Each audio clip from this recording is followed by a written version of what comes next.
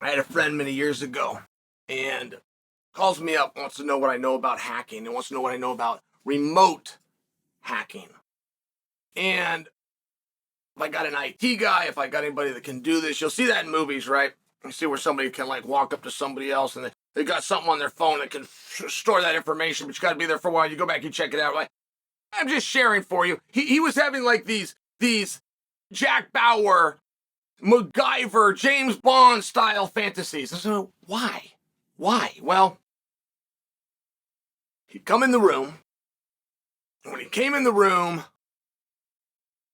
fiance closed the computer up and got real weird. He said, "What was that all about?" And she gave an answer. He said, "I don't understand why that would make you weird." He said, "Would you show me? I really know what you mean. Show me. What'd you have on there?" She would not show him. And that's where the story ends. He thought it had something to do with another guy, something like this. She wouldn't show him, so he calls me, wants to know what I know about hacking. Can I get into this thing? And I said, friend, I could, or at least I could, put you in the right direction to attempt this. But you might get information that hurts a little more and creates a little stronger of an emotion. But you're not going to get information that changes what you already know. Which is she was in communication with somebody she did not want you specifically to know about. So you already know. We have our answer. And I'm looking back at 300, right? And it was such an incredible evening. And who you're going to put the focus and praise on is very hard. When you have a BMF title like that, when you publicly have $600,000 in bonus, life-changing, and we all got to see it, boom, go to this guy. It's a hard story to trump. But to make believe that as far as a flawless performance went, as a one-sided performance of having a plan, everyone knowing what your plan is, which means your opponent knows, everyone knows, and you could do it anyway. See, I like the guys. I like the Babe Ruths that walk out to the mound and they tell you where they're going to put the ball, and then they do it. I always talked about this when I had to build in fights or talking trash. We're going to look like a real fool if it doesn't go your way, Sonnen. Ha, ha, ha. But it took courage. It takes courage, because you're right. You will look like a fool. I like that. I respect that. I know athletes that will not let cameras in the gym while they spar. As a matter of fact, I know athletes that have been in the back warming up on a pay-per-view, and when they see the camera, the red light go on, because they're going to just show it to the audience real fast just to show you he's here and he's moving around, will begin doing other things because they don't want caught on camera because they could let the opponent know. I know fighters whose coaches speak to them in code. I had one time that added 30 seconds to everything. I like to know the time, how much time's left. If I tell you 60 seconds, it means 30. If I tell you 40 seconds, it means we're at the 10-second mark, champ. You got that? It's I wish you'd tell me 10. I got a lot of things going. I don't want to have to do math on top of it. But that was me. I respected the guys like Mike Tyson that would tell you this hand. That's the one I'm hitting you with the hook with. And I won't throw that hook until I hit you with an uppercut with this one. Uppercut, hook, in that order. I like that. And I bring that to you because one of the great performances was Kayla Harrison. Everyone knew what she needed to do. And everybody knew how to beat her. Everybody, including Holly. Everyone knew. Now, knowing how to beat somebody and then being able to beat somebody, you're having very, very different conversations. But I would be remiss to act as though that performance wasn't absolutely, methodically dominant. Holly is a future Hall of Famer. We wouldn't disagree with that. And she's a world mixed rules champion. She's a world kickboxing champion. She was a world boxing champion. I don't believe, how long was that fight? Around 7-8 minutes? I don't believe Holly punched her. I don't think Kayla took a shot. Could have that wrong. I don't think she did, though. And If you just wanted to put yourself in that situation, I don't think there's any of you that believe you could do that feat. I don't think any of you think you're going to go fight Holly for 8 minutes and never get punched. That's the rule. Well, of course she's going to punch me. She's the world champion at punching people. But Kayla didn't get punched. And I just think that's really impressive. I think that's really special. Now, I want to tie this into my friend that needed IT help to gain information as to what was on that device that was slammed down by his fiancée. And in case you're wondering, no, they did not get married. In fact, they did get married, both of them. Not to each other. So, much like I told my friend, we don't have to do that to know what was. We have our answer. We have the information. And we will see at 135 just how far Kayla can go. I don't know, and you don't know. And you might have a feeling, and you might even be able to use MMA math at this point for how the different athletes competed and how close they went with Holly, and you break it down, you get your back and forth, and you got a pretty good confidence. I mean, that's not how the sport is done, I understand that, but that might be an idea. What you don't know, and fighters haven't let you in on, I will be the first. When two people walk to a cage, those two people know who's going to win. And while you're thinking somebody at that level has complete confidence and they have it at all times, no, they don't.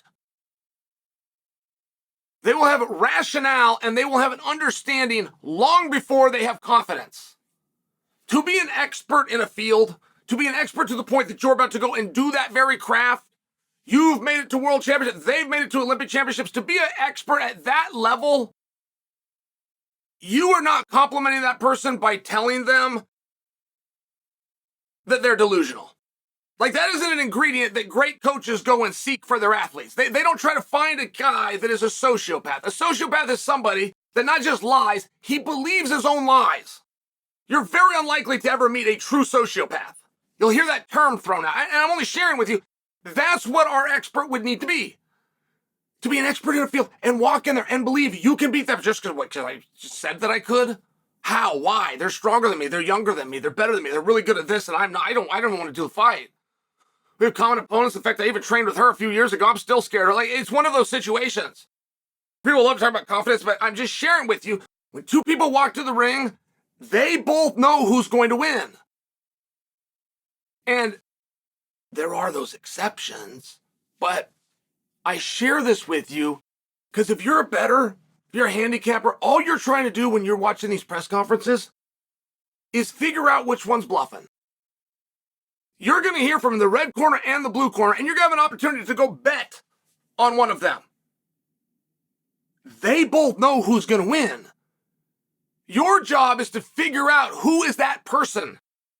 Where is the act and what do they really believe? And there's just certain tells. Much like the fiance closing the computer. Okay, we know what's on there. The tell in this situation is when the champion. And that's Raquel Pennington, who's great, by the way. I'm not giving her a hard time. I'm forced to bring her name into it because she's the champion. But I can give you a number of times through history. I could do them right off the top of my head. When somebody comes in an organization very quickly and we all know where they stand, and we all know they're going to the top with a bullet, and the champion will say the following statement. This statement that I'm about to make for you is the closing of the laptop. It is the revealing of all the information. We don't now need to see the fight. We don't need to talk about it. We don't need to do anything. We now have our answer. That answer is, I'll fight them, but they don't deserve it. They're too new. They've only had one fight. I got girls over here, been going up and down the highway for 7 years. She's had one fight. She doesn't deserve it. Okay, great. We now have our answer. That is the slamming of the laptop. That is the reveal. And Raquel has done no such thing. I don't suggest that she has. But it's an interesting spot.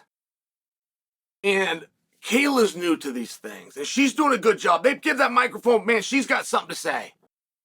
And there is a story on Kayla, and it's public, and it's out there. And if you knew it, you'd love her. You would love her. It has nothing to do with sport. I'm going to leave it at that for now. But when I say she's new, the threat of Amanda and the power of the threat from Amanda does not have any ability outside of what Kayla allows those words to have. When Kayla allows those emotions, whatever emotions she feels inside, if that's happy, if that's anger, if it's dismiss, whatever it is, that's the only power that it has. And there seems to be, from Kayla's standpoint, where she is willing to concede that fight would be really helpful for my career. If I go and win a world championship, but the world champion walked away from it, that's going to be an asterisk. And that is a contention, and that will be an asterisk if she allows it to be. But it's 100% on her. And the response is not, yes, I'd love to fight Amanda, bring her over. It's not the response. I'm here to fight champions. She's not. What do you think? I came to the UFC to fight former champions? Is that what you think? Because I didn't. I came here to fight the current champions. I'm not going to call out Carlos Newton or Dave Manet, just for example. I'm not looking to check the schedule of Murillo Bustamante when I came over here. I'm fighting right now as champions. I'm sorry, did I not make that clear? Oh, and another thing, Amanda. I don't really like making 135. I'm not sure you can make 135. So if you could get down to featherweight, I'll slide on up there. If I'm just beating you up for the sake of beating you up, let's just do it up there. And then I'll return to a division that is actually being contested where I'll do it for a belt. Because you don't have one. Oh, and FYI, Amanda, anytime a former champion returns to the sport, anytime a former champion hints that they're going to return to the sport, they do that specifically towards the current reigning champion, of which I am not. And I appreciate the nod from you. But if we're both just a couple of girls out there doing something, it's a little bit different. I think I'm going to stay on my trajectory towards the championship. And then she should say it again and again. It's not a one-time thing. She should call her out.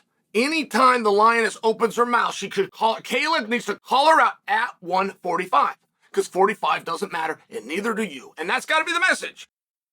Right? And now the lioness is doing her job. Her message is, yeah, you're there and you're looking good and you're probably going to go really far because I'm over here. That's her message, and it's working.